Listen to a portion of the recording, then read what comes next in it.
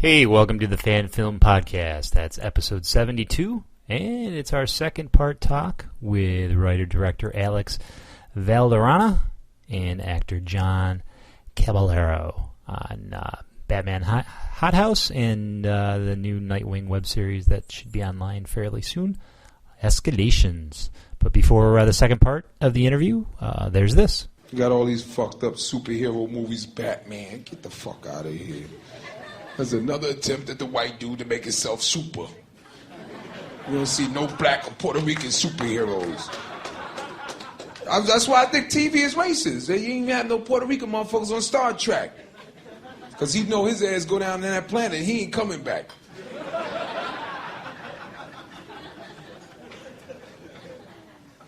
Stardate 25. Me, Bones, Spock, and Captain Julio were going down to the planet. That motherfucker be like, "Este not me, Kirk. I not going down there. You go down there, you coming back. Spock, he go down there, he coming back. I go down there, I not coming back. I know I die. I not coming back. I go down there for a green card, that's it." Because Kirk got his own theme music. Puerto Rican motherfucker got his own theme music.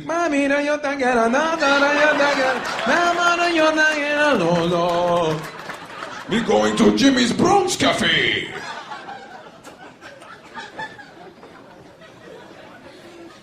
Kirk, it was ghetto it was ghetto. Because Captain Kirk used to smoke weed, plus he was fucking Lieutenant Uhura. Kirk be right in his quarters rolling up a joint on a Stevie Wonder album cover. Yo, what the fuck is them Vulcans up to, man? Yo, I'ma smack the shit out you, Spock, man. Stop that stupid shit, man. It's all bullshit. Like, Batman and Robin don't get along. Robin wanna fuck Batman up. Yo, why I don't get to drive the fucking Batmobile, motherfucker? Why you got a belt? Why I ain't got no fucking belt? Got me wearing these bitch ass tights and shit. Bullshit ass all on my chest. Stupid motherfucker. You ain't Alfred. Fuck Alfred. I'm gonna smack the shit out of Alfred. Let him say something to me again. Fuck that. I could bring Catwoman anywhere I want to. I'm fucking them. I don't give a fuck if Wonder Woman pregnant. Fuck her. Try to take me to child support court. Fuck the Justice League, man. Batman is mad at Robin because he burnt a hole in the Batmobile seat because he smoked Marlboro Lights. Batman keep telling him, don't be smoking in the fucking Batmobile, mother. Fuck you, Batman. You better talk to dumbass Commissioner Gordon. What the fuck he keep putting the bat signal in the air for? How you think the Joker and the Penguin, them niggas know we coming? Tell them to use a fucking bat phone. That's what Verizon gave us the shit. Well, I don't like fighting crime with y'all dumb motherfuckers, man. I'm going to hang out with Papa Smurf, motherfucker. Papa Smurf is a bad drunk, too. He a bad drinker. They had Papa Smurf on Cops. Filmed on location. Because he be beating Smurfette ass. He get drunk in the bar. Get your goddamn hands off me. He drive a Cutlass Sierra.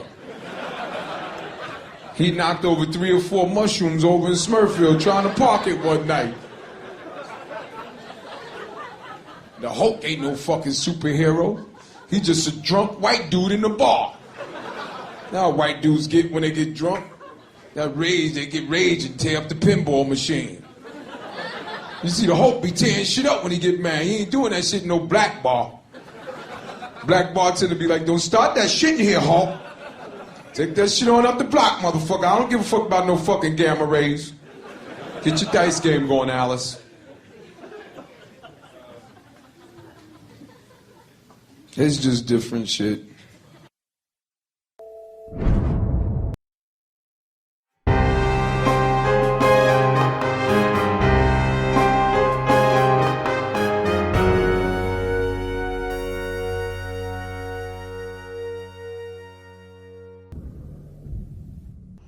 Jim. Good to see you. The victim tonight. Suicide. Was a cornerstone of the community. Not my first choice for an overdose or a suicide. Not our only choices. There's no evidence of anything else. Pamela Isley. What did she call herself when she was chasing you around last year? Poison Ivy.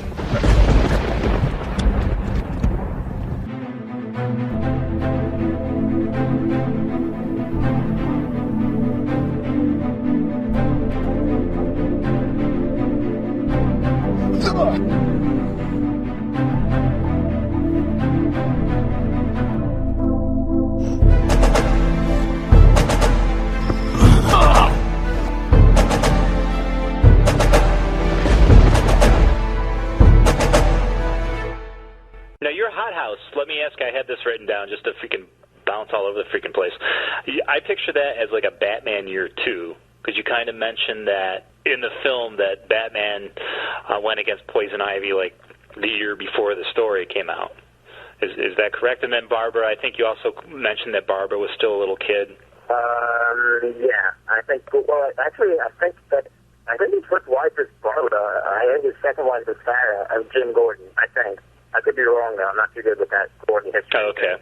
I think he's talking about I bought roses for Barbara. I think he means his wife. I don't think he bought his little girl. Okay. I don't know. Yeah, that's what I meant. Yeah, it was adapted from a story by John Francis Moore, and in that story, it took place in, like, Batman's second year, so he already entangled with Ivy once. And Okay. This is, like, a second time thing, so he's, like, fairly, like, unestablished, which is good, because then I don't have to worry about having a Batmobile or having to worry about putting out, like, a Batman light on a motorcycle like Aaron did, first thing he started, which is amazing. So, things like that go out the window. It's much easier. Okay. But, that's what I was going for, and it worked, I think. I was curious. All right, we can get back to the porn. Yeah, Yeah, I'm just kidding. Back to the porn. And you didn't have a Heath Ledger Joker, which I must applaud. Where's the Heath Ledger Joker in your fan film? Come on now. No way. I'm staying away from that. I applaud. I love it. I think I hate about fan films is that every one of them has to center around a Joker, and there's so many great Batman Exactly. villains that everyone's just... I've done watching some fan films online. I mean, separately, but I found one that was really funny. It was like, I don't mean to be mean, but there was this English one. It was like made in England. It was like, so there's this part where like Vickers is pissed at Bruce, but they're looking at her TV, and they superimpose the guy's face on TV like he's doing Final Cut, and the Bruce Wayne's talking to him, and you can't really hear what he's saying because the sound is up too high. Mm-hmm. So Dick Grayson's like, "Damn you, Bruce!" and he like destroys the TV. It was great, and then John and I were laughing. It's funny shit. There are some really bad ones up there. You have to send me the link so I can check it out. Trying to stay away from hidden. That's what we're confusing trying to stay away from. It's just that campy, bad acting, bad script, bad everything. Right. Are you really going to have a British Dick Grayson? That's all they were going for, but it's like you wouldn't make James Bond American. They wouldn't make Captain America British. It's something you don't do. Like you just can't do that. And I accept that. I could never be James Bond. I could never play Bruce Wayne. I could never do, James Bond revisionist history film as an American. That would be bad, I think. Yeah, you just kind of picture it as kind of like an Elseworld kind of story. Or something.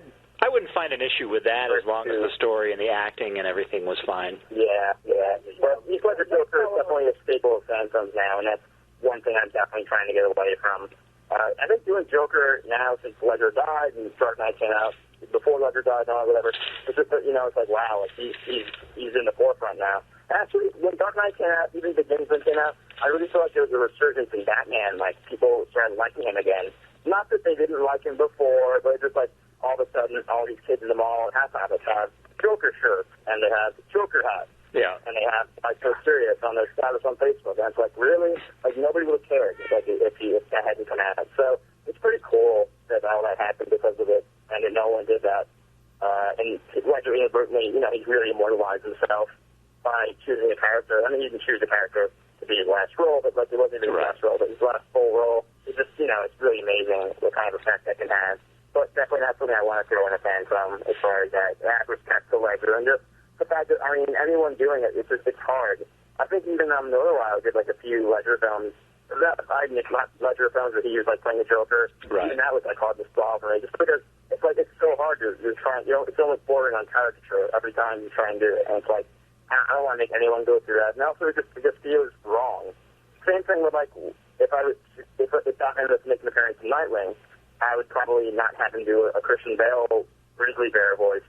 Where are the drugs going and all that shit. Like you don't want to have that. Right. Well, that's what we want to see in fan. I mean, that's a good thing about fan films is imitation is great, but we want to see, as you, Alex, as showing us something different.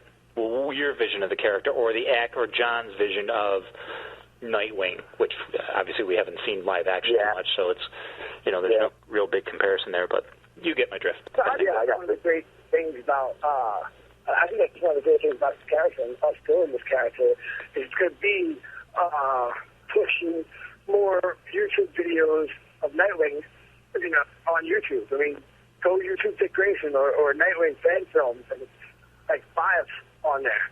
Yeah. And they're all horrible. Yeah, there's not that many. See, Jon, by next year, man, everyone's going to be imitating you on YouTube. I hope so.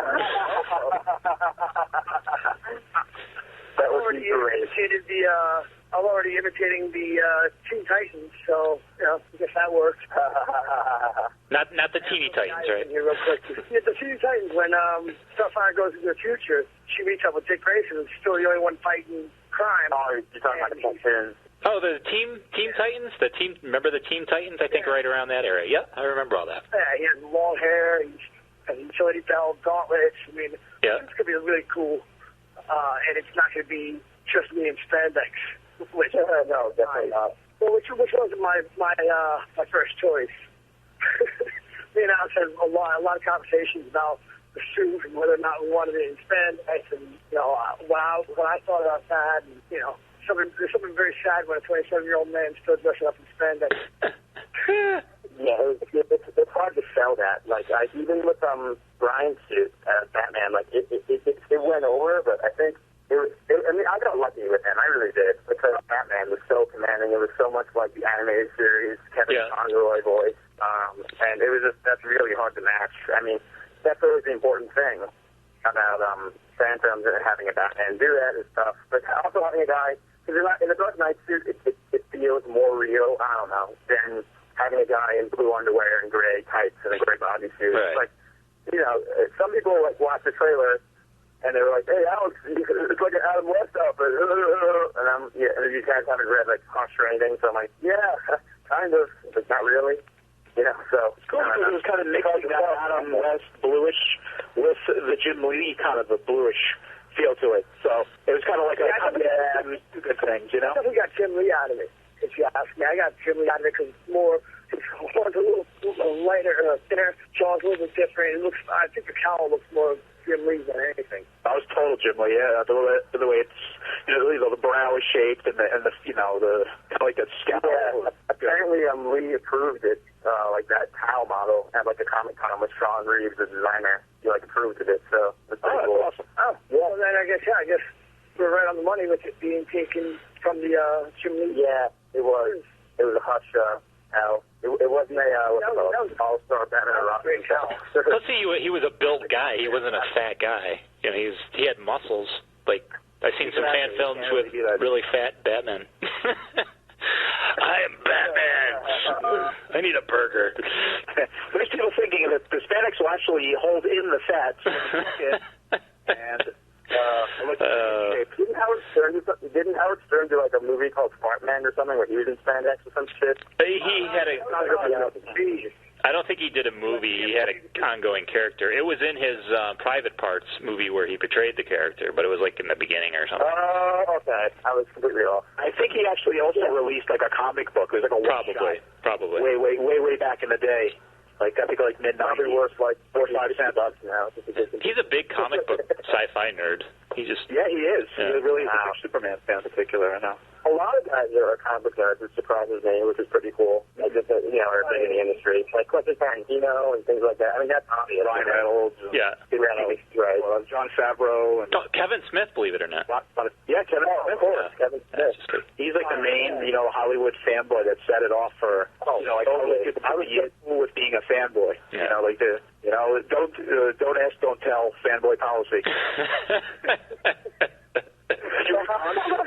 going to be a trouble. I think now it's more accepted, though, in my opinion, being a fanboy, being a comic book geek. And if you're a filmmaker, it goes kind of hand in hand. You know, like you're not afraid to have a Star Wars ringback tone like I might have or something like that. Right. You know, you're not like, you don't have that fear anymore. Because, Dark Knight came out, now everyone loves it. I can wear a Dark Knight suit. No one's going to make fun of me in high school. You know, so if I wore a Batman shirt in high school, man, nobody wanted to talk to me if I wore a Batman shirt in high school. I was like, why are you wearing that, man? You know, it was just like the classic, like, 89 one. I remember the guy who played Gordon in Hothouse, Joe Faustano, he was in high school. Not in high school, I don't know. He told me that we were there opening night. Dark Night. It was crazy. I mean, every one of us, I think, on the phone might have been there at an opening night for Dark Night. I don't know about you guys, but like it was almost as nuts like the '89 thing because that came out. You know, people didn't hated Michael Keaton. They thought he wouldn't do a good Batman, and then overnight, like it became a huge sensation. So I mean, I can't even imagine what it was like during that time when it was coming out and stuff. But they had the slow moving, you know, the big black and yellow shirts and all that coming out and going it slow, like kind of viral, almost like Dark Knight did, which is cool. I think I was like 10 years old when they came out, so... Oh, shut your mouth. Shut your mouth. 10 years old, you bastard. Freaking baby over here. Jesus. Well, I mean, I'm just saying, I was like 10 years old when I saw it coming out, and it was like, there were so many kids there. I think kids were sitting on the floor in the front row. Wow. Just here in New York. I think that's how it's been with every opening superhero movie, though. I mean, I went there to Spider-Man, and it was impossible to get in. Not so much Daredevil, but I could see why. But every other comic book movie I went to, opening day was definitely... Yeah, I think I've done most of the same. I mean, I didn't go to the opening night of Ghost Rider or... Why not? All right. But I think Ghost Rider is a tremendously funny film, in my opinion. And it's so funny they're going to make another one. I hope not. That was just horrible. The second Nicolas Cage, he like looks in the mirror and it had this, it's like a 300 body. It's Peter Jenner, on his chest and shit. So he's like all jacked up and it's completely fake. And then as soon as he becomes Ghost Rider, the second he becomes Ghost Rider, you hear a woman like saying, "Help me, please, help." And me and my friend Jeff just stopped laughing. It was just ridiculous. It was like the biggest conflict contrivance. Like in 2 minutes they did that. It was like, I didn't mind Daredevil actually. I like the director's cut of Daredevil. I don't mind the film that much. Ben Affleck was but I like Daredevil. I don't know. Yeah, I think that's the first time I've ever heard that said, like ever. Well, I think Affleck did a good job as you know. Daredevil's not bad. It gets bad rap. Yeah, I think it was a fine Murdoch. He was the regular Murdoch. He was really good. Yeah. But, except the director went on to do Ghost Rider, so I don't know. But anyway, studios always interfere and shit. They wanted Raimi to put in Venom, they put in Venom, and then stuff. They didn't go in for that, so. Yeah, they really one of Todd McFarlane's best creations, and it astounds me how much studio pull that right now. I did like who plays Venom again in 3? I forget his name. Topher Grace. Yeah, I didn't mind him at first. At first, I didn't like it because, Venom to me, Eddie Brock is a big, muscular guy. Right. And he wasn't muscular enough and shit, but I liked his cockiness, like Grace. I liked the way they portrayed him.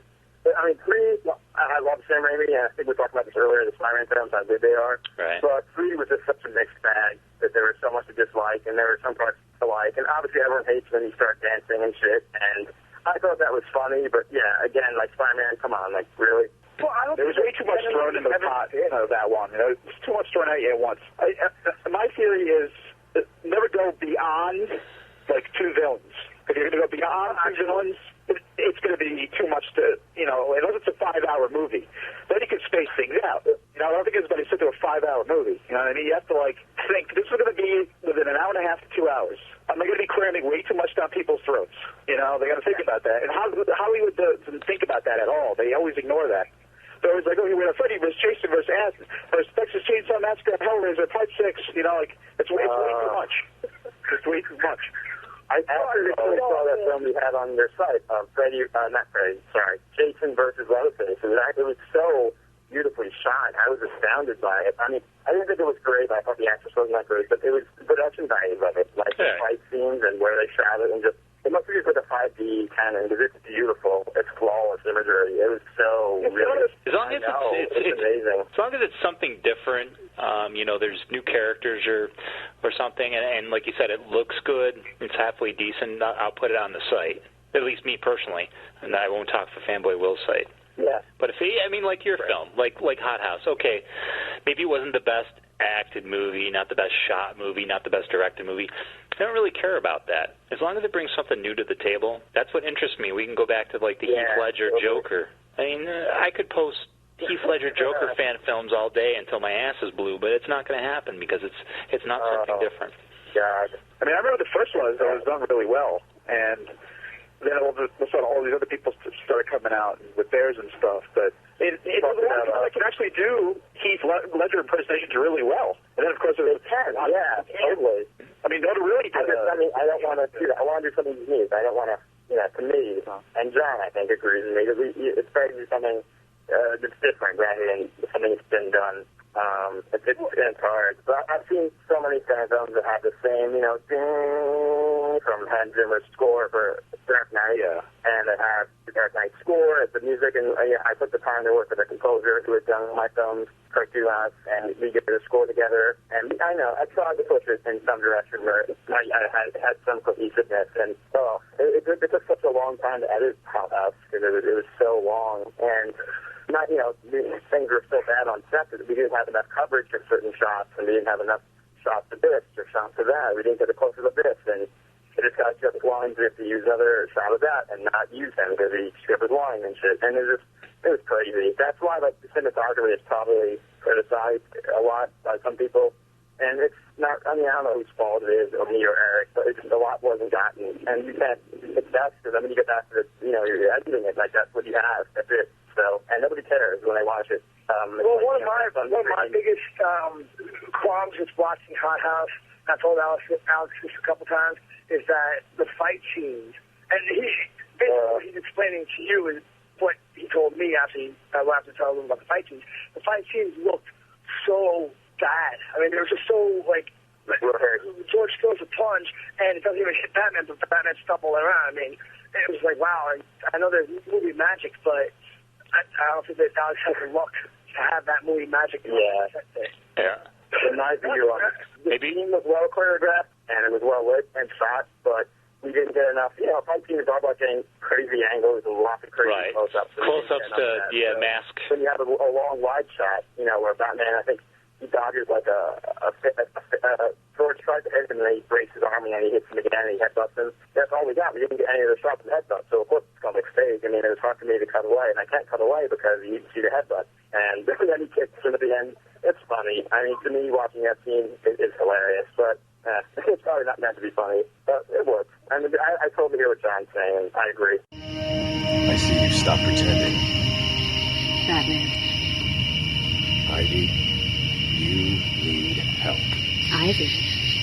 Oh, of course. I understand. I'll always be Ivy for you. You can't continue killing people. You killed Thornhill and Calloway. And I let you do it. Do you have any idea what it's like to lose something you love? Do you know what that does to someone? All I wanted was a normal life. And they tore that from me along with everything else. But you can help me. Together there's nothing you can't accomplish, darling. No more games. There's no one left to take the fall for you. Thornhill was a hypocrite.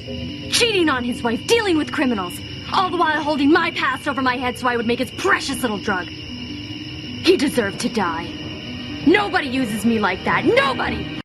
Well, I'm currently in the city right now, so I'm talking to you guys, and you probably get a lot of background noise just from me being in the city. Oh, John's a big player, man. He's got to walk in the city on the phone on an interview.